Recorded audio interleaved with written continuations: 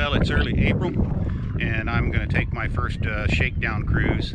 It's a little cool here in Corpus Christi, but it's supposed to get a little bit warmer. It's about 69 degrees, and I've got this waterproof top on to cut down on the spray and the wind, and we'll see how that works. Because sometimes with the spray, it gets kind of cold. You can see that I've made some changes here with the machine. I've got about 100 feet of rope here in case I get stuck or something. I've had that for a while. I've had to use it once on one of my other skis. And then of course also I have my breakdown gear, which is my weed clearing tools. And then over here I've got camping equipment in case I get stuck on the bank. And believe me, you don't want to get stuck on the bank when you're out on a jet ski and try to camp. The beaches look real nice, but then you get off on the beach most of the time and you sink down up to your knees in muck and crud and mosquitoes and flies and sand and all that other kind of stuff. But anyway, you have it just in case. I got my anchor here, of course. Got my rub rails, and I've added a bag on the side here. I'll add another bag a little bit later on the other side because you always need stuff close at hand when you're traveling. Added another bag here. I'm trying this out just to see how that's going to work. You can go ahead and open it up like this and get to the waterproof area, and then it's screw attached up in here, but we'll go ahead and cut those off and put some silicone on those. I'm probably going to change out this bag too. I was just trying to see if this type of size worked good. Got my watch here, got the GPS, got a locator beacon. I've also got a locator beacon on my vest here, just in case.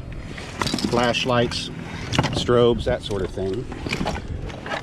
One of the things that's new that we've got going on is I had these caps machined out of brass because the ones that were made out of nylon or Delrin or whatever were not compatible with the ethanol gas. They would expand and it'd be hard to get the cap off. And so I've had these made out of brass, and they have a vent here to vent the vapors if you need to. So we're going to try these out today. I've got the fuel bladders, securement mechanisms taken care of here so that when you're finished, just put them down like that and then you can secure them. What goes in here is emergency gear that I just really don't want to get wet. Extra electronics, batteries, safety equipment, other things like that. Then of course we have the locking rear storage locker that is secured with these kind of clips, and then you can lock it up here when you want to. On the inside I carry a Yeti duffel bag, which is completely waterproof. These have been a good addition. These are handholds to be able to get up onto the craft. And these here were put on because I did have some fenders here, but what happens is they're no good because they get in the way of getting into the storage compartment. So I took those off, and I've kept this on here. Got the various straps and things like that just in case you need to tie stuff down. Got my radio here. Everything's clipped in with the gear keepers in case it falls overboard. Well, you don't want it to fall overboard, so that holds it down.